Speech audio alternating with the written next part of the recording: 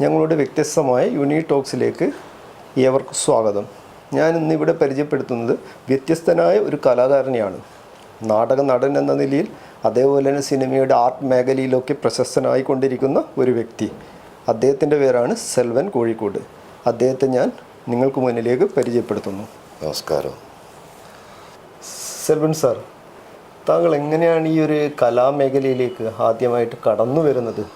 അതിനൊരു എന്തായാലും ഒരു സന്ദർഭം ഉണ്ടാവുമല്ലോ, അതിനെക്കുറിച്ചൊന്ന് ആദ്യം പറഞ്ഞു വിട്ടിട്ട് നമുക്ക് തുടങ്ങാം. ഞാൻ എൻ്റെ ചെറുപ്പകാലത്തിൽ നെല്ലിക്കോട് സയൻസ് സൊസൈറ്റി എന്ന് പറഞ്ഞൊരു ബാലസംഘം ഉണ്ടായിരുന്നു. ആ ബാലസംഘത്തിൽ ഇങ്ങനെ പാട്ടും ഡാൻസും ഇതായിട്ട് നിൽക്കുന്ന സമയത്ത് ഒരു പ്രാവശ്യം ഇപ്പോൾ സൈക്കിൾ എന്ന് പറഞ്ഞ പടത്തിൽ ഇപ്പോൾ അഭിനയിക്കുന്ന രത്നാരേട്ടൻ്റെ ആണ് ഫസ്റ്റിൽ എന്നെ ഈ സ്റ്റേജ് കയറ്റുന്നത്. അന്ന് ഒരു 3-ലോ 4-ലൊക്കെ പഠിക്കുന്ന ബാലരമയിൽ വന്ന ഒരു കളിവീട് എന്ന് പറഞ്ഞൊരു ഇതാണ്. അതിപ്പോഴും നല്ല ഓർമ്മയിൽ നിൽക്കുന്നുണ്ട്. പിന്നെ അതിനുശേഷം ഇതിനോട് കുറച്ച് താല്പര്യങ്ങൾ വന്ന് അപ്പോൾ അങ്ങനെ ഓരോന്നരായിട്ട് ഇങ്ങനെ പിന്നെ വീട്ടിൽ നിന്ന് കിട്ടുന്ന സപ്പോർട്ട്, വീട്ടിൽ ഒരു വക എല്ലാവരും കലാകാരന്മാർ തന്നെയാണ്. അല്ല, അത് ഞാൻ പറയാൻ കാരണം എന്ന് പറഞ്ഞു കഴിഞ്ഞാൽ ഈ കല അല്ലെങ്കിൽ സിനിമ എന്നൊക്കെ പറയുന്നത് എല്ലാവരും ഒരു സ്വപ്നമാണ്. പക്ഷെ പലരും ആ ഒരു സ്ഥലത്ത് എത്തിപ്പെടുന്നില്ല. കാരണം ഇതൊരു സ്ട്രഗിളിംഗ് ആണ് ശരിക്കും നോക്കിക്കഴിഞ്ഞാൽ. കാരണം ഒരു ഗ്യാരണ്ടി ഇല്ലാതെ ഒരു ഫീൽഡാണ്. അവരുടെ ജീവിതത്തിൽ സക്സസ് ആവുമോ അല്ലെങ്കിൽ പരാജയപ്പെടും, ഇതാണ് എല്ലാവർക്കും ഒരു ഭയം. ഓക്കെ, അപ്പോൾ അങ്ങനെ നോക്കുമ്പോൾ എന്ന് പറഞ്ഞു കഴിഞ്ഞാൽ പ്രത്യേകിച്ചിട്ട് നമ്മൾ കോഴിക്കോട് ഒത്തിരി കലാകാരന്മാരുണ്ടെങ്കിലും എല്ലാ കലാകാരന്മാർക്കും, അതായത് ഫേമസ് ആയവർക്കും അല്ലാത്തവർക്കും എന്ന് പറഞ്ഞാൽ ഒരുപാട് കടമ്പകൾ കടന്നിട്ടുണ്ടാവും. അത് സാധാരണക്കാർക്ക് അറിയുമ്പോൾ അവർക്കൊരു പ്രോത്സാഹനം കൂടിയാവും. പ്രത്യേകിച്ചിട്ട് ഇപ്പം സെൽവൻ കോഴിക്കോട് എന്ന് പറയുന്നത് മലയാള സിനിമയിൽ അറിയപ്പെട്ടുകൊണ്ടിരിക്കുകയാണ്. ഓൾറെഡി മുന്നേ എന്ന് പറഞ്ഞു കഴിഞ്ഞാൽ ആർട്ട് മേഖലയിലായിരുന്നു എന്ന് പറഞ്ഞാൽ, അതേപോലെ നാടകത്തിലും അങ്ങനെയൊക്കെ ആയിരുന്നു. ചെറിയ റോള് ഒരുപാട് ചെയ്തിട്ടുണ്ട്. എങ്കിലും ഇപ്പോൾ അറിയപ്പെട്ടുകൊണ്ടിരിക്കും. അപ്പോൾ അതിൻ്റെ ഒരു ചെറുപ്പകാലത്തിൽ അല്ലെങ്കിൽ കുട്ടിക്കാലത്തെ ആ ഒരു മേഖലയിലേക്ക് എങ്ങനെ കടന്നു പോകുന്നുള്ള കാര്യം ഒന്ന് വിശദീകരിച്ചു കഴിഞ്ഞാൽ നമുക്ക് നന്നായിരുന്നു. പിന്നെ എൻ്റെ കുടുംബ പശ്ചാത്തലം എന്ന് പറയുന്നത് ഈ അമ്മാവന്മാരൊക്കെ അക്കാലത്തെ നാടകങ്ങളിലൊക്കെ, ഞാൻ ചെറുതാവുന്ന കാലത്ത് നാടകങ്ങളിലൊക്കെ അഭിനയിക്കുന്ന ആൾക്കാരായിരുന്നു. പിന്നെ എല്ലാത്തിനും സപ്പോർട്ട് ചെയ്യുന്ന കുടുംബമാണ് എനിക്ക് ആദ്യം കിട്ടിയത്. ഇപ്പോൾ എൻ്റെ കുടുംബത്തിലുള്ള ഭാര്യയായാലും, പിന്നെ എനിക്ക് 2 പെൺപിള്ളേരാണ്, ഗാർഗി, ഗീതു എന്ന് പറഞ്ഞിട്ടുള്ളവർ. പിന്നെ വൈഫ് ആനന്ദവല്ലി എന്ന് പറയും, അതിനൊന്ന് വിളിക്കും. ഇവരൊക്കെ ഒന്നില്ലെങ്കിൽ കഴിവുള്ളവരാണ്. വൈഫ് ഇപ്പോഴും ഡാൻസ് കളിക്കുന്നുണ്ട്. 10-60 വയസ്സായാലും ഡാൻസും പാട്ടായിട്ട് അവർ പോകുന്നുണ്ട്. മകൾക്ക് 10-38 വയസ്സായി, അവളിപ്പോഴും ഡാൻസ് ചെയ്തുകൊണ്ടിരിക്കുകയാണ്. അതേമാതിരി തന്നെ ചെറിയ മകളും അതിലുള്ള മക്കളും. പിന്നെ ഞങ്ങൾ 7 മക്കളായിരുന്നു. അപ്പോൾ ഏട്ടൻ നല്ലൊരു കഥകളി ഭ്രാന്തനായിരുന്നു. ഏട്ടൻ പിന്നെ ആ കാലത്തിൽ മരിച്ചുപോയി. പിന്നെയുള്ള 2 അനിയന്മാരാണ്. അതിലൊരാൾ ചണ്ട വിദ്വാനുമാണ്, നല്ല ഗാനം ഉള്ളയാളാണ്. മറ്റാൾ മേക്കപ്പ് മാനുമാണ്. പിന്നെ ഞങ്ങൾക്ക് സ്വന്തമായിട്ടൊരു നാടക ട്രൂപ്പ് ഉണ്ട്. അത് അനിയനാണ് നടത്തുന്നത്. നവരസ കോഴിക്കോട്. അതെ, പ്രൊഫഷണൽ നവരസ കോഴിക്കോട് എന്ന് പറഞ്ഞാൽ സത്യൻ സാഗര എന്നാണ് അവരുടെ പേര്. പിന്നെ പാട്ടുപാടുന്ന അനിയൻ ശശീധരനാണ്. പിന്നെ മരിച്ചുപോയ ഏട്ടൻ്റെ പേര് ജീവരാജൻ എന്നാണ്. പിന്നെ ഇതിലൊക്കെ കൂടുതൽ പ്രോത്സാഹിപ്പിക്കുന്ന അമ്മയുടെ ഫാമിലിയിൽപ്പെട്ട ആൾക്കാർ കുറേ ഉണ്ട്. അതിലൊരു പൊന്നൂന്ന് വിളിക്കുന്ന വിശ്വനാഥുണ്ട്. അവരൊക്കെ എപ്പോഴും എല്ലാവരും കുടുംബത്തിലെല്ലാവരും ഇതിനു വേണ്ടി സപ്പോർട്ട് ചെയ്യുന്ന ആൾക്കാരാണ്. അങ്ങനെ ഒരു പരിഗണന കിട്ടിയതുകൊണ്ടായിരിക്കാം ചിലപ്പോൾ ഇപ്പം കയറിക്കുന്ന ഈ സ്റ്റേജിൽ എത്തുന്നത്. അത് വലിയൊരു കഴിവായിട്ട്. അതെ. ഇപ്പം പിന്നെ നമ്മുടെ സ്വപ്നം അല്ലെങ്കിൽ പിന്നെ നമ്മൾ ഏറ്റവും വലിയൊരു ആഗ്രഹമായ സിനിമയിൽ അഭിനയിക്കാൻ വേണ്ടിയിട്ടായിരിക്കും ചിലപ്പോൾ ആർട്ടിലേക്ക് പോയിട്ടുണ്ടാവും അല്ലേ? തീർച്ചയായിട്ടും. ഓക്കെ, അപ്പോൾ പിന്നെ ആർട്ട് കുറേ സിനിമകൾക്ക് ചെയ്തിട്ടുണ്ടോ? ഒരു 4-5 ഫിലിമിന് വേണ്ടിയിട്ട് ഞാൻ അതിന് വർക്ക് ചെയ്തിട്ടുണ്ട്. പിന്നെ അതിൽ കൂടെ എനിക്ക് അഭിനയ രംഗത്തേക്ക് വരണമെന്നും ഏതൊരു മനുഷ്യൻ്റെ ഇതാണല്ലോ. തിരാന്ന് പറയുന്നത് ഏതൊരു മനുഷ്യനും ആഗ്രഹിക്കും, സ്വപ്നമാണ്. കാരണം 100 എനിക്ക് തോന്നുന്നത് 100-ൽ 99% അല്ലെങ്കിൽ ഒരു 98% അഭിനയിക്കാൻ താല്പര്യമുള്ളവരായിരിക്കും. തീർച്ചയായിട്ടും. നമ്മൾ ചോദിക്കുമ്പോൾ അത് ഇതൊക്കെ പറയുന്ന ആൾക്കാരാണെങ്കിൽ അവരുടെ മനസ്സിലുണ്ടാവും ഒരു ചിന്ത കിടക്കുന്നുണ്ടാവും. പിന്നെ കുറേയൊക്കെ ഈ കുടുംബ പശ്ചാത്തലമാണ്, കുടുംബത്തിൽ നിന്ന് കിട്ടുന്ന സപ്പോർട്ടാണ് നമ്മളെയൊക്കെ മുന്നോട്ട് കൊണ്ടുപോകുന്നത്. അതിൽ കുറേ പ്രശ്നങ്ങളും ഉണ്ടാവും. പിന്നെ ഇതിനെല്ലാത്തിനും മുന്നിലൊരു സാമ്പത്തികം എന്ന് പറഞ്ഞൊരു ഘടകമുണ്ട് ജീവിക്കാൻ. അതെ, അതിലിപ്പോ നമ്മൾ വേറൊരു തൊഴിലാവുമ്പോൾ ആ തൊഴിലെടുക്കുന്ന സമയത്ത് ഒരു ചാൻസ് വരുമ്പോൾ അതെങ്ങനെ കട്ട് ചെയ്ത് ഓട് തന്നെയാണ്. അതായത് നമ്മളെ മോഹങ്ങളാണല്ലോ ഇതൊക്കെ. അതെ അതെ അതെ അതെ. ഇപ്പൊ ഈ ഏജ് ആകുമ്പോഴും നമുക്ക് ആ മോഹം തീരുന്നില്ല. ചെറുപ്പത്തിലുള്ള ആ മോഹം ഇപ്പോഴും കൊണ്ടു നടക്കുന്നുണ്ട്. ഇപ്പം പിന്നെ എത്ര വയസ്സായിട്ടുണ്ട്? വയസ്സ് ഇപ്പൊ ചോദിക്കുന്നില്ല. 69 വയസ്സായി 69 ഇപ്പോഴും. പിന്നെ ഞാൻ ഇതിൻ്റെ ഇടയിൽ നമ്മളെ കോഴിക്കോട് കോർപ്പറേഷന് വേണ്ടിയിട്ട് പിന്നെ 60 കഴിഞ്ഞവരൊരു ഇതുണ്ടായിരുന്നു, ഫാഷൻ പരേഡ്, ഈ കഴിഞ്ഞ കൊല്ലം. അപ്പോൾ അതിൽ ബീച്ചിൽ വെച്ചിട്ടായിരുന്നു. ഒരു 10,000 ആൾക്കാരുണ്ടായിരുന്നു. അവരുടെ ഇടയിൽ നമുക്ക് ചെയ്യാൻ കഴിഞ്ഞതും പിന്നെ അതിൻ്റെ പ്രോത്സാഹനമായിട്ട് നമുക്ക് നമ്മുടെ ബീന ഫിലിപ്പ് കോഴിക്കോട് മേയറെ സർട്ടിഫിക്കറ്റും കാര്യങ്ങളും. അത് കഴിഞ്ഞു ഇത് കണ്ടിട്ട് ഞങ്ങളെ തിരുവനന്തപുരം ലുലു മാളിലേക്ക് ഒരു ഫാഷൻ പരേഡിന് വിളിച്ചു. അപ്പം ഞങ്ങൾ ഈ വയസ്സന്മാരെ കണ്ടപ്പോൾ അവർക്ക് വലിയൊരു താല്പര്യം തോന്നിയില്ല. നിങ്ങൾ ഈ റാമ്പിൽ ഇങ്ങനെ ചെയ്യോ ഇല്ലയോ എന്നുള്ളതൊന്നും അവർക്ക് അറിയില്ല. അപ്പോൾ അവർ ചുരുങ്ങിയ ടൈം കൊണ്ട് ഞങ്ങളെ തീർത്തു തരാമെന്ന് പറഞ്ഞാൽ അങ്ങനെ റാമ്പ് കയറിയപ്പോൾ ഞങ്ങൾക്കാണ് അവിടെ ഏറ്റവും കൂടുതൽ മെജോറിറ്റി കിട്ടിയത്. പിന്നെ അന്നത്തെ ആ ഈ കഴിഞ്ഞ കൊല്ലം ആ സമയത്ത് ഞങ്ങളെ പേപ്പറിൽ ഇവിടെ മലയാളം പേപ്പറും ഇംഗ്ലീഷ് പേപ്പറുകളൊക്കെ ഞങ്ങളെ വളരെ എന്താ പറയുക ഞങ്ങൾക്ക് വേണ്ടിയിട്ടൊരു ഇത് ചെയ്തപ്പം തന്നെ ഞങ്ങൾക്ക് എന്ത് ചെയ്യാൻ കഴിയും, പ്രായത്തിൻ്റെ ഇതല്ല നമ്മളെ ആശകളാണല്ലോ ഏറ്റവും വലുത്. ഇപ്പോൾ ഇങ്ങനെ ഓരോന്ന് ചെയ്തുകൊണ്ടിരിക്കുന്നുണ്ട്. ഇപ്പോൾ ചങ്ങല ചെയ്യുന്നുണ്ട്. പിന്നെ തേപ്പ് വെട്ടി എന്ന് പറഞ്ഞിട്ടൊരു. അതെ അതെ. അല്ല, തേപ്പ് വെട്ടിയിൽ കാരണം തേപ്പ് വെട്ടി ഇപ്പം അത്യാവശ്യം വ്യൂവേഴ്സും പിന്നെ അതുപോലെ തന്നെ അത്യാവശ്യം പിന്നെ മൂവ് ചെയ്തുകൊണ്ടിരിക്കുന്ന ഒരു ഓൺലൈൻ സീരീസ് ആണ്. അപ്പൊ അതില് കഥാപാത്രങ്ങളെ കുറിച്ച് തീർച്ചയായിട്ടും നമ്മളെ കാലത്തിനനുസരിച്ചിട്ടുള്ള കഥകളും അതിൽ വരുന്ന കഥാപാത്രങ്ങളും, അത് മാത്രമല്ല അതിൽ നല്ലൊരു മെസ്സഞ്ചറും കൂടി. എന്നുവെച്ചാൽ നമ്മൾ ഓരോ വെട്ടിപ്പിലും തട്ടിപ്പിലും ഓരോ ഇതിൽ പോയി മന്ത്രം തന്ത്രം അങ്ങനെയൊക്കെയുള്ള ഈ കാലഘട്ടത്തിൽ അത് പറയുമ്പോൾ പറയാൻ വെട്ടിപ്പും തട്ടിപ്പേ ഉള്ളൂ. അതെ, ഈ കാലഘട്ടത്തിൽ അതിൻ്റെ ഒരു ത്രെഡ് എടുത്തിട്ട് അതിനെ ഡെവലപ്പ് ചെയ്തിട്ട് ഇങ്ങനെ ചെയ്യാൻ കഴിയാന്ന് പറയുന്നത് ഒരു വലിയ കാര്യമല്ലേ. അപ്പോൾ അതിലൊരു ഭാഗവാക്കാവാൻ കഴിഞ്ഞത് തന്നെ അതെ അതെ അതെ വലിയൊരു കഴിവ്. അതുപോലെ തന്നെ ഞാനിപ്പം ഇപ്പം ചോദിക്കണേ, ഈ താടിയും മുടിയും ഒരു ട്രേഡ് മാർക്കാണോ? തീർച്ചയായിട്ടും. ഞാനെപ്പോഴും എന്താ കാരണം വെച്ചാൽ നമുക്ക് ഇപ്പം ഒരു സിനിമയിൽ അത്ര മുന്നോട്ട് കയറി വരാൻ കഴിഞ്ഞില്ലെങ്കിലും നമ്മളെ രൂപത്തിനനുസരിച്ച് ഏതെങ്കിലും കഥാപാത്രം നമ്മളെ തിരഞ്ഞു വരുന്നുള്ള ആ ബോധത്തോട് കൂടിയിട്ടാണ്. പിന്നെ കൂടുതൽ താല്പര്യം ഇതിനോട് തന്നെയാണ്. പിന്നെ കൂടുതൽ കിട്ടുന്നതും ഇങ്ങനത്തെ കഥാപാത്രങ്ങളായിട്ടാണ് കിട്ടുക. അല്ലേ, കാരണം ഞാൻ കണ്ടെടുത്തോളം എന്ന് പറഞ്ഞാൽ ഇപ്പം പിന്നെ സാറിൻ്റെ കൂടുതലും മുടിയും ആ ഒരു സ്റ്റൈലും എന്ന് പറഞ്ഞാൽ ഇത് തന്നെയാണ്. അല്ല, ഞാൻ ആദ്യം ഇഷ്ടപ്പെടുന്നത് ഇങ്ങനെയാണ്. ഇതാകുമ്പോൾ പഠിക്കണ്ടല്ലോ. അത് മാത്രമല്ല, ഇതാകുമ്പോൾ നമുക്കൊരു ലുങ്കി കൊടുത്തിട്ടും എങ്ങനെയും പോവാ, ഒരു ജീൻസ് ഇട്ടിട്ടോ ഇനി വല്ല VIP ആയിട്ടോ പല സ്റ്റൈലിലും പോവാ.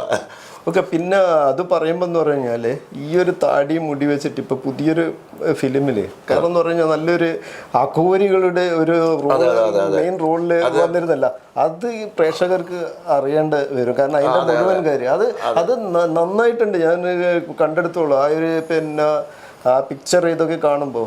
അപ്പൊ അതിന്റെ ഒരു കാര്യം അതിന്റെ കാര്യം പറയാണ്. സുമതി വളവ് എന്നാണ് ആ സിനിമേന്റെ പേര്. അതിന്റെ ഡയറക്ടറാണ് നമ്മളെ പിന്നെ മാളികപ്പുറത്തമ്മ ചെയ്ത പിന്നെ അഭിലാഷ് പിള്ള തിരക്കഥ. അതെ അതെ, അവര് നല്ല കഴിവുള്ള ആൾക്കാരാണല്ലോ. അവരെ ആദ്യത്തെ പടം ഉണ്ണിമുകുന്ദനെ വെച്ചിട്ടായിരുന്നു വെച്ച്. അപ്പൊ അതില് ഒരു ഇങ്ങനെ പ്രൊഡ്യൂസർ മുരളി അവരൊക്കെ എനിക്കറിയാം, അവർക്കൊന്നും ഇനി അറിയാന്നുള്ളത് അറിയില്ല. അല്ല, പക്ഷേ പിന്നെ അതൊരു വലിയ ഭാഗ്യമാണ്. തീർച്ചയായിട്ടും. അതും ഈ വാളയാർ കാട്ടിൻ്റെ അകത്തുനിന്ന് ഒരു 5-6 കിലോമീറ്റർ ഉള്ളിൽ പോയിട്ട് ആനയും പുലിയൊക്കെ ഇറങ്ങുന്ന സ്ഥലമാണ്. ഞങ്ങൾ ഉച്ചയ്ക്ക് ഒരു 3 മണിക്ക് മേക്കപ്പ് ചെയ്ത് കഴിഞ്ഞാൽ പുലർച്ചെ 6 മണി വരെ നമ്മൾ ഈ ഇതില് നല്ല തണുപ്പ് ബോഡി. വൈകിട്ട് 3 മണിക്ക് മേക്കപ്പ് ചെയ്ത് കഴിഞ്ഞാൽ പുലർച്ചെ വരെ ഞങ്ങളെ അതില് സ്ക്രീന് വരുന്നവരെ നമ്മൾ നിൽക്കണമല്ലോ. അല്ല, അത് പിന്നെ രാത്രി എന്ന് പറയാൻ കാരണം ഈ മേക്കപ്പ് നേരത്തെ ചെയ്തില്ലെങ്കിൽ കാടല്ലേ. അപ്പൊ അതിൻ്റെതായിട്ടുള്ള പ്രശ്നങ്ങളുണ്ട്. അങ്ങനെ അതുകൊണ്ടായിരിക്കാം ഞങ്ങൾ പുലർച്ചയാകുമ്പോഴേക്കൊക്കെ എല്ലാവരും നിറയ്ക്കും. ഞങ്ങൾക്ക് ബോഡിയിലൊന്നുമില്ല, വെറും നമ്മളറിയുന്ന ഒരു കോണം മാത്രമേ ഉള്ളൂ. അത് ഞാൻ കണ്ടു. അല്ല, അത് അഭിനയിക്കുന്ന ഒരു അഭിനേതാവിന്റെ ഒരു മികവാണ്. അതെ, നമ്മളെ അതിൽ എത്രത്തോളം ഇൻവോൾവ് ആവാൻ പറ്റും അത്രത്തോളം നമ്മളെ മനസ്സും ശരീരവും കൊടുക്കണം. അല്ല, അത് പിന്നെ ഞാനപ്പോൾ കണ്ടപ്പോൾ എന്ന് പറഞ്ഞാൽ അതൊരു സാധാരണക്കാർക്ക് പറ്റുന്ന കാര്യമല്ല. ഒരു നല്ലൊരു അഭിനയ തികവുള്ളവർക്ക് അതെന്ത് ഫലിപ്പിക്കാൻ പറ്റുള്ളൂ. പ്രത്യേകിച്ചിട്ട് അങ്ങനെയുള്ളൊരു വേഷം. നിങ്ങൾ പറഞ്ഞ പോലെ ഒരു കോണകം ധരിച്ചുകൊണ്ട് കൊടുങ്കാട്ടില് അഭിനയിക്കുമെന്നൊക്കെ പറയുന്നത്, അതിൽ കുറെ സ്ട്രഗിൾ ചെയ്തിട്ടുണ്ടാവും അല്ലേ? ഉണ്ട്. പക്ഷെ നമുക്ക് നല്ല സപ്പോർട്ട് ഡയറക്ടറായാലും പിന്നെ ഇതിൻ്റെ ക്രൂ മെമ്പേഴ്സും വളരെ വളരെ സപ്പോർട്ട്.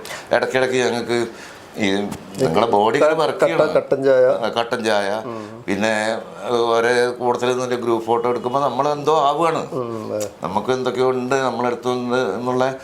പിന്നെ അതിൽ എത്ര സീന് വരുന്നുള്ളതൊന്നും പറയാൻ പറ്റില്ല, എന്നാലും നല്ലൊരു വേഷമാണ്. അല്ല, അത് ആളുകൾ ശ്രദ്ധിക്കപ്പെടുന്ന ഒരു കഥാപാത്രമായിട്ട് എനിക്ക് തോന്നി. കാരണം ആ ഒരു സംഭാഷണമായിട്ട് കാര്യമായിട്ട് ഒന്നുമില്ല, കുറച്ച് സൗണ്ടുകൾ മാത്രമേ ഉള്ളൂ. പക്ഷെ ശ്രദ്ധിക്കണം, എന്താ വെച്ചാൽ ഈ കാലഘട്ടത്തിൽ ഒരു അഘോരി നമ്മളെ നാട്ടിലല്ലേ. പിന്നെ കുറെ ആൾക്കാർ കുറെ ആൾക്കാർ ഇതിന്റെ കൂടുതൽ ഫോട്ടോ എടുത്ത് ഞാൻ ഓരോരുത്തരോട് പറയുന്നത് ഞാൻ കേൾക്കുന്നുണ്ട്. ഞാനിപ്പോ ഇവിടെ UP-യിലാണ് എന്നുവെച്ചാൽ നമ്മളെ കൂടെ നിന്ന് ഫോട്ടോ എടുക്കുക, എന്നിട്ട് അവര് UP-യിലാന്ന് പറയാ. അങ്ങനെ ഒരു നല്ല അനുഭവമായിരുന്നു. അതില് പിന്നെ ആരൊക്കെയാണ് മെയിൻ കഥാപാത്രങ്ങൾ? അതില് ഹരിശ്രീ അശോകന്റെ മകനുണ്ട്. ഏതാ? അർജുൻ അശോകൻ. പിന്നെ അർജുൻ അശോകൻ ഇപ്പം അത്യാവശ്യം എസ്റ്റാബ്ലിഷ് ചെയ്തു. അതെ, മുകേഷിന്റെ മകനുണ്ട്. പിന്നെ സുരേഷ് ഗോപിന്റെ മകനുണ്ട്. സുരേഷ് ഗോപിന്റെ ഏതാണ്? ഇളയവനാന്ന് തോന്നുന്നു. ഞങ്ങൾക്ക് ഹൈറ്റ് ആയിട്ടുള്ളത് ഈ മേക്കപ്പ് ചെയ്തിട്ട് നമ്മളിങ്ങനെ ഒരു ഇതിൽ നിൽക്കുമ്പോ നമ്മള് കൂടുതൽ അവർ കോമ്പിനേഷൻ ഉണ്ടോ? ഉണ്ടല്ലേ. ഓക്കെ. ഈ ഫൈറ്റിംഗ് രംഗമൊക്കെയാണോ അതിൽ? ഫൈറ്റിംഗ് ഉണ്ട്. പിന്നെ ഇവര് പേടിച്ച് കരയുന്നൊക്കെ സീനുകളാണ് കൂടുതൽ. എത്ര ദിവസത്തെ ഷെഡ്യൂൾ ഉണ്ടായിരുന്നു? എനിക്ക് ഞാൻ 3 ദിവസമാണ് പോയത്. അതിൽ 2 നൈറ്റ് ഫുൾ എടുക്കേണ്ടി വന്നു. ഫുള്ളെന്ന് പറഞ്ഞാല് ഷൂട്ടിങ്ങിലല്ല, നമ്മളിതിന്റെ അവര് വിളിക്കുമ്പോൾ അങ്ങോട്ട് ചെല്ലുക. ഏകദേശം ഇതുവരെ മൊത്തത്തില് ഏകദേശം എത്ര സിനിമകളിൽ 20 പുറത്തൊക്കെ ചെയ്ത് കഴിഞ്ഞിട്ടുണ്ട്. അതിൽ സംഭാഷണം ഉള്ളതുണ്ട്, സംഭാഷണം ഇല്ലാത്തതുണ്ട്, പിന്നെ അതിന് പുറമെ സിനിമ വന്നിട്ട് കാണാത്തതുണ്ട്. അല്ല, അത് സിനിമേന്റെ കാര്യം അങ്ങനെയൊക്കെ ചിലത് റിലീസ് ആവും. ചങ്ങല എന്ന് പറഞ്ഞിട്ട് സുൽഫി കക്കാടിന്റെ ഒരു ഇത് ചെയ്യുന്നുണ്ട്. അദ്ദേഹത്തിന്റെ സാമൂഹ്യ പാഠം ചെയ്ത് അങ്ങനെ കുറച്ച് ടെലിഫിലിമുകളൊക്കെ ചെയ്തിട്ടുണ്ട്. ടെലിഫിലിം ധാരാളം ചെയ്തു, ഇഷ്ടം പോലെ ചെയ്തിട്ടുണ്ട്. അതേപോലെ സീരിയൽ അങ്ങനെ സീരിയലില് ഒന്നിലുണ്ടായിരുന്നു പഴയ കാലത്തുള്ള മധുമോഹന്റെ ഏതായത് മാനസിയായിരുന്നു. അല്ല, ശോകനാശിനി എന്ന് പറഞ്ഞൊരു കഥാപാത്രത്തിൽ. അല്ല, ഇതില് ഒരു റേപ്പ് ഉള്ള ഒരു സീനാണ്. ഒരു അമ്പലത്തിലേക്ക് മദ്യപിച്ചിട്ട് പോർക്ക് വിളിക്കുന്ന ഒരു സീനുകളൊക്കെ ആയിരുന്നു അതാക്കാലത്ത്. അത് 90-കളിലായിരിക്കും. കുറെ ആയില്ല. മധുമോഹനായിരുന്നല്ലോ ആദ്യമായിട്ട് മെഗാ സീരിയൽ കൊണ്ട്. നമ്മള് പറയാ അതിന്റെ സീരിയലിന്റെ പിതാവാണ്. അല്ല, ആദ്യം പിന്നെ 13 എപ്പിസോഡായിരുന്നു. പിന്നെ മിക്കവാറും സീരിയൽ ദൂരദർശനിലൊക്കെ ഉണ്ടായിരുന്നത്. പിന്നെ അത് മെഗാ സീരിയൽ ആവുന്നത് മധുമോഹൻ, എനിക്ക് തോന്നുന്നു സ്നേഹസീമ എന്ന് പറയുന്നത് അതുണ്ട്. പിന്നെ സെപ്റ്റംബർ മാർച്ച് എന്ന് പറഞ്ഞിട്ട് ഒന്നുണ്ടായിരുന്നു. അത് പാരലൽ അങ്ങനെ എന്തോ ഉണ്ടായിരുന്നു. അങ്ങനെ പിന്നെ രത്നാരായണനാണ് എന്നെ മെയിനായിട്ട് ഫസ്റ്റില് ഈ സ്റ്റേജിലേക്ക് കൊണ്ടുവന്നത്. ഈ പ്രൊഫഷണൽ നാടകത്തിൽ കുറെ നാടകത്തിൽ ചെയ്തിട്ടുണ്ട്. നാടകങ്ങളിൽ അങ്ങനെ കൂടുതൽ ചെയ്തില്ലെങ്കിലും ചെയ്യാൻ പറ്റിയില്ല. പിന്നെ ഒന്നാമതൊന്ന് നമ്മളെ ജീവിത പ്രശ്നങ്ങൾ. ജീവിതമാർഗം എന്തായിരുന്നു? ഞാൻ ആർട്ടിസ്റ്റ് ആയിരുന്നു. ആർട്ടിസ്റ്റ് എന്ന് പറഞ്ഞാല് ചിത്രം വരയ്ക്കുക, പെയിന്റിങ്, അതൊക്കെ തന്നെയായിരുന്നു. ആക്ച്വലി പോർട്രേറ്റുകൾ ചെയ്യാറുണ്ടായിരുന്നു. ആണല്ലേ? പഠിച്ചിട്ടുണ്ട്? പഠിച്ചിട്ടൊന്നുമില്ല, നാച്ചുറലായിട്ട് കിട്ടിയൊരു കഴിവ്. അല്ല, ഇപ്പൊ നിങ്ങള് പിന്നെ ഫാമിലി പരമായിട്ട് പാടുന്നൊക്കെ പറഞ്ഞു. പാട്ട് പാടുവോ? എനിക്ക് പാടാനറിയില്ല, ഭാര്യക്ക് പാടാനറിയാം. ആണല്ലേ? പിന്നെ അവർക്ക് ഡാൻസും അറിയാം. എനിക്ക് ഡാൻസും പാട്ടും രണ്ടുപേര് പാടാനൊന്നും പറ്റില്ല അല്ലേ? എനിക്ക് അതിനെ പറ്റി കൂടുതൽ. പിന്നെ ചില വരികൾ നമ്മളെ മനസ്സിൽ വല്ലാണ്ട് തങ്ങിക്കാണല്ലോ. അങ്ങനെ ഏതെങ്കിലും ഒരു 2 വരി നമുക്ക്. അപ്പൊ ഈ വത്സൻ വടകരന്റെ ഒരു ഇതുണ്ട്, ഈ മനോഹര ഭൂമിയിൽ ഇനി ഒരു ജന്മമില്ലല്ലോ. ഒരു 2 വരി. ഈ മനോഹര ഭൂമിയിൽ ഇനിയൊരു ജന്മമില്ലല്ലോ, ആശ്വസിക്കുക നാം ഈ വിലാസഗോള തീരത്തിലാരു ബന്ധുക്കൾ, സുഹൃത്തെ ചുറ്റും ശത്രുക്കൾ. അങ്ങനെയുള്ള ആ വരികളോടുള്ള താല്പര്യം കൊണ്ട്, പാടാനുള്ള താല്പര്യം കൊണ്ടല്ല. ആ വരികൾ വൈഫ് പാടും അല്ലേ? വൈഫ് പാടും. അല്ല, അവര് ആക്ച്വലി വേറെ എന്തെങ്കിലും ജോലി അവര് അക്കൗണ്ടൻസ് ജോലി ചെയ്യുന്നുണ്ടല്ലേ? അതിന്റെ ഇടയിലാണ് ഡാൻസ്. ഡാൻസ് ഇപ്പോഴും ചെയ്യുന്നുണ്ട്. ഓക്കെ. പഠിപ്പിക്കുന്നുണ്ടോ ഡാൻസ്? മകള് പഠിപ്പിക്കുന്നുണ്ട്. മകള് പഠിപ്പിക്കുന്നുണ്ട്. സ്ഥാപനമുണ്ട്? സ്ഥാപനമുണ്ട്, അവർക്കുണ്ട്. കുറ്റിക്കാട്ടൂർ അബ്ബാ. എത്ര മക്കളാണ് അവര്? എവിടെയാണ് കല്യാണം കഴിച്ച്? അവരെ കോഴിക്കോട് തന്നെയാണ് കല്യാണം കഴിച്ചത്. അവര് 2 പേരും സുഖസുന്ദരമായിട്ട് ജീവിക്കുന്നുണ്ട്. അവർക്ക് മൂത്താക്ക് 2 ആൺകുട്ടികളാണ്, രണ്ടാമത്തേക്ക് ഒരു ആണും ഒരു പെണ്ണും. അവരൊക്കെ സ്കൂളിൽ അതെ. മൂത്ത മകൻ ഇപ്പോൾ +2 ആയി, മൂത്ത മകളെ. മറ്റേ മകനിപ്പോൾ 9ലാണ്. ചെറിയ മോള് 6ലാണ്. ഇപ്പം ഞാൻ സംതൃപ്തനാണ്. പിന്നെ കുറച്ച് എനിക്ക് വന്ന ബ്രേക്ക് എന്ന് പറയുമ്പോൾ നമ്മളെ ഞാൻ പറഞ്ഞില്ല, ഈ 2 കുട്ടികളെ നല്ല നിലയ്ക്ക് കല്യാണം കഴിച്ചു കൊടുക്കാനൊക്കെ ജീവിതം എന്ന് പറഞ്ഞാൽ, കാരണം എന്ന് പറഞ്ഞാൽ 2 മക്കള് അവരെ പഠിപ്പിക്കുക, ഇതൊക്കെ എന്ന് പറഞ്ഞാൽ വലിയൊരു സാഹസം തന്നെയാണ്. കാരണം സിനിമയില് ഞാൻ പറഞ്ഞല്ലോ ഫസ്റ്റ്, കാരണം 100ൽ എനിക്ക് തോന്നുന്നൊരു 10 പേരെ സക്സസ് ആവുന്നുള്ളൂ. തീർച്ചയായിട്ടും. കാരണം സക്സസ് ആവുന്നവരെ മാത്രമേ നമ്മൾ അറിയപ്പെടുന്നുള്ളൂ. അതല്ലാതെ എത്രയോ പേര് വിസ്മൃതിയിലേക്ക് പോയിട്ടുണ്ട്. കഴിവുണ്ടായാലും രക്ഷപ്പെടാത്ത അവസ്ഥയാണ്, അല്ലെ അധ്വാനിച്ചാലും രക്ഷപ്പെടാത്ത അവസ്ഥയാണ്. കാരണം ഭാഗ്യം കൂടി ഉണ്ടെങ്കിൽ രക്ഷപ്പെടുള്ളൂ. തീർച്ചയായിട്ടും. കാരണം അപ്പൊ ആ ഒരു മേഖലയിൽ പിടിച്ച് നിന്ന് ഇത്രയും കാലം പിടിച്ച് നിന്ന്, ഞാൻ പറയുന്നത് എന്താ വെച്ചാൽ, നമുക്ക് ആഗ്രഹങ്ങൾ ഉണ്ടെങ്കിൽ നമ്മൾ കുറച്ചൊന്ന് നമ്മളും അതിന്റെ കൂടെ ഓടിയാലേ നമുക്ക് എത്താൻ പറ്റും. പിന്നെ സ്ട്രഗിൾ ചെയ്യേണ്ടി വരും. തീർച്ചയായിട്ടും. ചിലപ്പോൾ നമ്മളെ ഫാമിലിയിൽ നിന്ന് ചില പ്രശ്നങ്ങളും കേൾക്കേണ്ടി വരും, സമൂഹത്തിൽ നിന്ന് കേൾക്കേണ്ടി വരും. ഇതൊക്കെ നമ്മളെ എന്താ പറയുക, മുന്നോട്ടുള്ള പ്രയാണത്തിന് ഒരു വള നമ്മളെ പറയില്ല, ഈ ചെടിക്ക് വളം കൊടുക്കുന്ന അതേമാതിരി വളമായിട്ട് കണക്കൂട്ടിയാലേ മുന്നോട്ട് പോകാൻ. അതിനെയൊക്കെ ഒരു പ്രചോദനം. പിന്നെ ആ ഒരു ബാരിക്കേഡ്, നമ്മളിപ്പോ ഒരാളെ വാക്ക് കേട്ടിട്ട് നമ്മൾ ഡൗൺ ആയി കഴിഞ്ഞാൽ പിന്നെ നമുക്ക് അവിടെ നിന്ന് നീക്കാൻ കഴിയില്ല. അതെ അതെ, ആ ബാരിക്കേഡ് കടന്ന് പോയി കഴിഞ്ഞാൽ സക്സസ് ആവുന്നുള്ളതാണ് ഇപ്പം പിന്നെ സാറിന്റെ സിനിമയില്, പുതിയ സിനിമയിലൊക്കെ എത്തിപ്പെട്ടതും ഒക്കെ. തീർച്ചയായിട്ടും അങ്ങനെ തന്നെയാണ് ഞാൻ എൻ്റെ വിശ്വാസം. ഇനിയിപ്പം പുതിയ എന്തെങ്കിലും ഓഫർ വന്നിട്ടുണ്ടോ? വരും എന്നുള്ള ഒരു എന്താ പറയാ, നമ്മളെ മനസ്സിന് ഒരു തോന്നലുണ്ടാവുമല്ലോ, ഇനിയും വിളിക്കുക ആരെങ്കിലും. അതെ അതെ. അല്ല, ഇത് നല്ലൊരു പിന്നെ ഇതായിട്ട് തോന്നുന്നു. കാരണം സുരേഷ് ഗോപിന്റെ പിന്നെ മകൻ, അതേപോലെ അർജുൻ അശോക് ഓൾറെഡി ഇപ്പൊ പിന്നെ നമ്മളെ മലയാള സിനിമയിൽ അത്യാവശ്യം അറിയപ്പെടുന്ന ഒരു നടനായി. ഓക്കെ, അപ്പൊ അവര് മുകേഷിന്റെ മകൻ അവരുടെ ഫിലിമില് അഭിനയിക്കാൻ പറ്റി. അത് അത്യാവശ്യം നല്ല, അവർക്കൊന്നും ഇപ്പൊ നമ്മളെ കണ്ടാൽ മനസ്സിലാവില്ല, നമ്മളെ മേക്കപ്പ് അതാണല്ലോ ഇല്ലാതുള്ളത്. അപ്പൊ ഞാൻ തന്നെ അവിടുന്ന് ആരോട് ചോദിച്ചിട്ടുണ്ട്, സാർ എൻ്റെ മക്കള് അമ്മച്ചനെ എവിടെയെന്ന് ചോദിച്ചാൽ കാണിച്ചു കൊടുക്കാൻ ഇതിൽ കാണില്ല. അല്ല, അത് ഞാൻ ഫോട്ടോ കണ്ടപ്പോൾ എന്ന് പറഞ്ഞാൽ എനിക്ക് ഭയങ്കരമായിട്ട് ഇഷ്ടപ്പെട്ടു. കാരണം എന്ന് പറഞ്ഞാൽ നമ്മൾ ചെറിയ റോള് എന്നില്ല, ശ്രദ്ധിക്കപ്പെടുന്ന റോള് ചെയ്യാന്നില്ല. എൻ്റെ ഉദ്ദേശം അതാണ്. നമ്മൾ ചെയ്യുന്ന നമ്മളെ ശരീരവും പിന്നെ അവർ പറയുന്നതിലേക്കാണല്ലോ പിന്നെ നമുക്കൊരു ഡയറക്റ്റ് എന്താണോ ഒരു നമ്മളിൽ നിന്ന് പ്രതീക്ഷിക്കുന്നത് അത് കൊടുക്കാൻ കഴിയാന്നുള്ളതാണ് നമ്മളെ. ഇനിയിപ്പം നമ്മളിപ്പം കുറേ കാര്യങ്ങൾ പറഞ്ഞു. ഇപ്പം ഇനിയിപ്പം പിന്നെ ജീവിതത്തിൽ എങ്ങനെ മുന്നോട്ട് പോകണം, എന്താവണം, അങ്ങനെ എന്തെങ്കിലും ഒരു പ്രതീക്ഷയുണ്ടോ? തീർച്ചയായിട്ടും. പ്രതീക്ഷ ഇല്ലാണ്ട് നമുക്ക് ജീവിക്കാൻ പറ്റില്ലല്ലോ. അപ്പോൾ എനിക്കിപ്പോൾ ഞാൻ നമ്മളെ ശരീരം കൊണ്ട് എന്തൊക്കെ ചെയ്യാൻ പറ്റുമോ അഭിനയിക്കുന്ന, അല്ലാണ്ട് നമുക്ക് വല്ല ഗംഭീരമായ സ്റ്റണ്ട് സീനിലോ ഇനി വല്ല മരത്തിൽ നിന്ന് ചാടുന്ന സീനോ അതൊന്നും നമ്മളെ ശരീരം അനുവദിക്കാത്ത ഒരു ഇത് വരുന്ന സമയത്ത് നിർത്താനേ പറ്റുള്ളൂ. അല്ലാതെ നമ്മളെ രൂപം കൊണ്ടും എൻ്റെ മനസ്സിൽ ഞാനിപ്പോഴും ചെറുപ്പമാണ്. അല്ല, എനിക്ക് തോന്നിയിട്ടുള്ള കാര്യം, ഈ ഒരു സിനിമ ഇറങ്ങിക്കഴിഞ്ഞ് കഴിഞ്ഞാൽ തീർച്ചയായിട്ടും ഓഫർ വരും, വന്നിരിക്കും എന്നുള്ളതാണ്. കാരണം പിന്നെ അത്രയും നല്ലൊരു റോളായിട്ടാണ് എനിക്ക് തോന്നിയിട്ടുള്ളത്. അതുപോലെ തന്നെ ആയിരിക്കും നമ്മളെ മലയാളി പ്രേക്ഷകരും എന്ന് എനിക്ക് തോന്നുന്നു. കാരണം എന്താ പറഞ്ഞാല് അവർക്കത് മനസ്സിലാക്കാൻ പറ്റും. പിന്നെ അതില് നമ്മളെ മനസ്സിൽ ഇപ്പോഴും ഒരു വരുമല്ലെന്നുള്ളത് പറയാൻ പറ്റില്ല കേട്ടോ. അതിൽ നമ്മളെ ഈ പോസ്റ്ററിലൊക്കെ നമ്മളെ ഈ അഘോരിയായിട്ട് നിൽക്കുന്ന ഉണ്ടാവും പറയുന്ന കേട്ടപ്പോൾ ഒരു സന്തോഷവും. അതെ. അല്ല, അതാണ് പലരെയും ആഗ്രഹം. പണ്ട് പിന്നെ മമ്മൂട്ടിയൊക്കെ പറയുന്ന കേട്ടിട്ടുണ്ട് ഇന്റർവ്യൂല്, അതായത് ഒരു പോസ്റ്ററിൽ വരാൻ വേണ്ടിയിട്ട് ആഗ്രഹിച്ചിരുന്നു. തീർച്ചയായിട്ടും. ഓക്കെ, അപ്പൊ മമ്മൂട്ടി മാത്രമല്ല പല നടന്മാരും,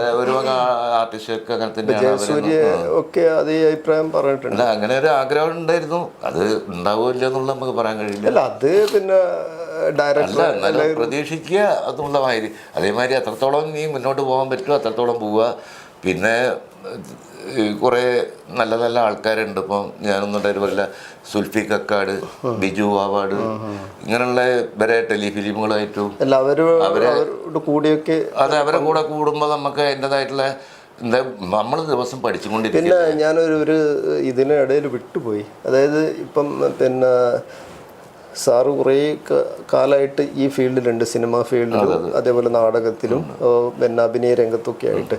അപ്പോൾ ഈ കോഴിക്കോട് ഒരുപാട് വ്യക്തികളുണ്ട്, അത് നടന്മാരായിട്ടും നാടക നടന്മാരായിട്ടും മറ്റുള്ള അവർ ആരെങ്കിലും പരിചയമുണ്ടോ, അല്ലെങ്കിൽ അവരെ പിന്നെ അവരുമായിട്ടുള്ള മുഹൂർത്തങ്ങൾ എന്തെങ്കിലും ഓർത്തെടുക്കാൻ പറ്റുന്ന മുഹൂർത്തങ്ങളൊക്കെ ഉണ്ടാവുമല്ലോ, അതെന്തെങ്കിലും ഉണ്ടെങ്കിൽ പിന്നെ നമുക്ക് നമ്മളിപ്പോൾ ഞാൻ ആദ്യം ഒരു പേര് പറഞ്ഞില്ല, രത്നാകരൻ. ഒരു മഹാരഥനാണ് നാടകത്തിൻ്റെ. എന്താ വെച്ചാൽ എൻ്റെ ചെറുപ്പം മുതൽക്ക് കാണുന്നതും അവരൊക്കെ അതേമാതിരി ഈ ദൂരത്തു നിന്നിട്ട് കണ്ടാലും ഈ കുഞ്ഞാണ്ടി, പിന്നെ കുതിരവട്ടം പപ്പുവൊക്കെ ആയിട്ട് ഇഷ്ടം പോലെ സംസാരിച്ചിട്ടുണ്ട്. എന്താ കാരണം വെച്ചാൽ ചില സ്ഥലങ്ങളിലൊക്കെ വരുമ്പോൾ പിന്നെ നമ്മളെ എന്താ പറയുക, അവരെ ഒരു പരിഗണന വേറെ വ്യത്യാസം ഉണ്ടാവും. പപ്പുണ്ട്, പിന്നെ അതേപോലെ തന്നെ പിന്നെ നമ്മളെ കോഴിക്കോട് നാരായണൻ നായരെ ഞാൻ കണ്ടിട്ടുണ്ടെന്നല്ലാതെ എനിക്ക് കൂടുതൽ, പിന്നെ ശാന്താദേവി, അവരൊക്കെ ആയിട്ട് പരിചയമുണ്ട്. അങ്ങനെ കുറെ വ്യക്തികളുണ്ട്. പിന്നെ ഇതല്ലാണ്ട് തന്നെ ഇതിൽ പിന്നണിയിൽ പ്രവർത്തിക്കുന്ന കുറെ ആൾക്കാരുണ്ട്, അവരായിട്ട് നല്ല ബന്ധമുണ്ട്. പിന്നെ ഇപ്പോൾ ചോദിക്കുമ്പോൾ പെട്ടെന്ന് പറയാൻ കഴിയാത്തൊരു എന്താ പറയുക, അങ്ങനെ ഒരു അവസ്ഥ വരുന്നുണ്ട്. എന്നാലും നമ്മൾ ജന്മം നോക്കിക്കഴിഞ്ഞാൽ നമുക്ക് കുറേ കാര്യങ്ങൾ ചെയ്യാൻ പറ്റി എന്ന് തോന്നുന്നു അല്ലേ? തീർച്ചയായിട്ടും. ഈ ഇത്രയും മഹാന്മാരായ അല്ല, അതെ. എന്താ കാരണം വെച്ചാൽ നമ്മളെ ചെറുപ്പത്തിലുള്ള ആശകൾ, അത് നമ്മൾ ആ ആശ കുഴിച്ചിട്ട് അത് ചെടി ഉണങ്ങി പോകുന്നതിലും നല്ല വലിയൊരു മരമായിട്ട് വരുമ്പോൾ, ഇപ്പം ഇത് പറയുമ്പോൾ എനിക്ക് തോന്നിയിട്ടുള്ളൊരു കാര്യം എന്ന് പറയുന്നത്, നമ്മൾ 100 പേരുണ്ടെങ്കിൽ 100 പേരും ചെയ്യുന്ന എന്താ ഒരേ പ്രവൃത്തിയാണ്. കാരണം രാവിലെ ആവുന്നു, വൈകിട്ടാവുന്നു, ജോലി ചെയ്യുന്നു, അതിൻ്റെ അകത്തുനിന്ന് വ്യത്യസ്തമായിട്ട് ഒരു കാര്യം ചെയ്യുമ്പോഴാണ് നമുക്ക് സംതൃപ്തി. ഇപ്പൊ അഭിനയം ആയിക്കോട്ടെ, അല്ലെങ്കിൽ പെയിന്റർ ആയിക്കോട്ടെ, എന്തോ ആയിക്കോട്ടെ, നമ്മൾ മരിച്ചു പോയി, ഞാൻ ചിന്തിക്കാറുണ്ട്, നമ്മൾ മരിച്ചു പോയി കഴിഞ്ഞാല് നമ്മളൊന്നും ഉണ്ടാവില്ല സാധാരണ ഒരാളുകളെ. അതേസമയം ഇപ്പൊ കലാകാരന്മാർ, ഇപ്പൊ പ്രേം നസീർ മരിച്ചെങ്കിലും അദ്ദേഹത്തിന്റെ വീഡിയോസും ഫിലിമും അവിടെയുണ്ട്, ഇനി ഭാവിയിലും. അപ്പൊ അതിലൊരു ചെറിയ ഇതാണെങ്കിലും പങ്കാളിയാവാൻ പറ്റി എന്ന് പറയുമ്പോൾ വളരെ സംതൃപ്തിയാണ്, അത് വലിയൊരു കാര്യമാണ്. പിന്നെ നമ്മൾ വേറൊരു കാര്യം കൂടി ചിന്തിക്കാനുണ്ട്. അഭിനയിക്കുക എന്ന് പറഞ്ഞാൽ ഇപ്പോൾ ഒരു അച്ഛൻ്റെ മക്കളെ മുന്നിൽ നമ്മൾ അച്ഛനായിട്ടാണ് നിൽക്കുന്നത്, ഭാര്യൻ്റെ മുന്നിൽ ഭർത്താവായിട്ട് നിൽക്കുന്നത്, മക്കളെ മുന്നിൽ നമ്മളെ അമ്മച്ചനോ അച്ഛമ്മയായിട്ട് നിൽക്കുന്നത്. അപ്പൊ അഭിനയം നമ്മൾ ദിവസം അഭിനയിച്ചു കൊണ്ടിരിക്കുകയാണ്. അതൊന്ന് വ്യതിചലിക്കുന്ന ജീവിതത്തില് അല്ല, അഭിനയത്തിന് എല്ലാവരും അഭിനയിക്കുന്നുണ്ടെന്ന് പറയണം. അതൊന്നും നമുക്ക് ഇങ്ങനെ ഒരു അഭിനയം വരുമ്പോഴാണ് നമ്മളിതിൽ മാറുന്നത്. നമ്മളൊരു കഥാപാത്രം തരുമ്പോൾ ആ കഥാപാത്രം നമ്മളുടെ ഭദ്രാണെന്നുള്ളത് ഈ കാഴ്ചക്കാർക്കും ഈ തരുന്ന ആൾക്കാർക്കും ഇതുണ്ടെങ്കിലല്ലേ നമ്മളാവുന്നുള്ളൂ. അപ്പൊ അതിനുവേണ്ടി കൂടുതൽ ശ്രമിച്ചുകൊണ്ടിരിക്കുകയാണ്, ദിവസം പഠിച്ചുകൊണ്ടിരിക്കുകയാണ്. ഓക്കെ, നമ്മളും പ്രാർത്ഥിക്കാം. പിന്നെ ഇമ്പാക്റ്റ് നമ്മളെ ചാനലിൻ്റെ എല്ലാവിധ സപ്പോർട്ട് ഉണ്ടാവും, ഇനിയും പിന്നെ നല്ല ഉയരങ്ങളിലെത്തട്ടെ എന്ന് ആശംസിച്ചുകൊണ്ട് നമ്മൾ ഈ ഒരു ഇൻ്റർവ്യൂ ഇവിടെ നിർത്തുന്നു. നമസ്കാരം. ഓക്കെ.